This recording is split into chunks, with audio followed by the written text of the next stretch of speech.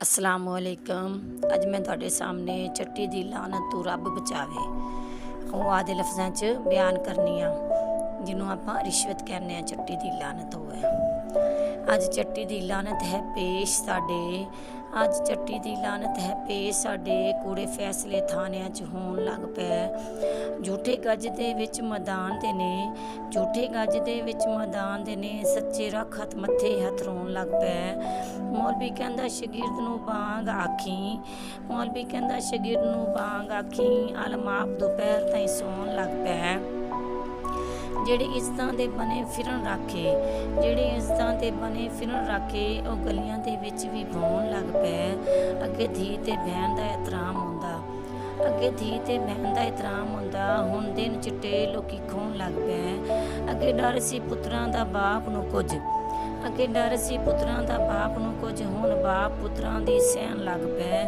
ਵਰਸ਼ਾ ਜੋ ਆਖਿਆ ਕਿਤਾਬ ਅੰਦਰ ਵਰਸ਼ਾ ਜੋ ਆਖਿਆ ਕਿਤਾਬ ਅੰਦਰ ਬੰਦੇ ਨਾਹਕ ਜ਼ਮੀਨ ਵੀ ਖੋਣ ਲੱਗ ਪਏ। ਜਿਹੜੇ ਪਰੇ ਦੇ ਵਿੱਚ ਸਰਦਾਰ ਹੁੰਦੇ ਜਿਹੜੇ ਪਰੇ ਦੇ ਵਿੱਚ ਸਰਦਾਰ ਹੁੰਦੇ ਉਹ ਵਿੱਚ ਜ਼ਨਾਨੀਆਂ ਬਹਿਣ ਲੱਗ ਪਏ। ਮਰਦ ਘੱਟ ਜ਼ਨਾਨੀਆਂ ਬਹੁਤ ਹੋਈਆਂ ਮਰਦ ਘੱਟ ਜ਼ਨਾਨੀਆਂ ਬਹੁਤ ਹੋਈਆਂ ਬੰਦੇ ਖਰਚ ਜ਼ਨਾਨੀ ਤੋਂ ਲੈਣ ਲੱਗ ਪਏ। ਉਹ ਲੈ ਆਵੇ ਔਰਤ ਜੇ ਬਾਜ਼ਾਰ ਵਿੱਚੋਂ ਸੌਦਾ ਲੈ ਆਵੇ ਜੇ ਔਰਤ ਬਾਜ਼ਾਰ ਵਿੱਚੋਂ ਸੌਦਾ ਬੰਦੇ ਘਰ ਵਿੱਚ ਵਿਹਲੇ ਵੀ ਬਹਿਣ ਲੱਗ ਪਏ।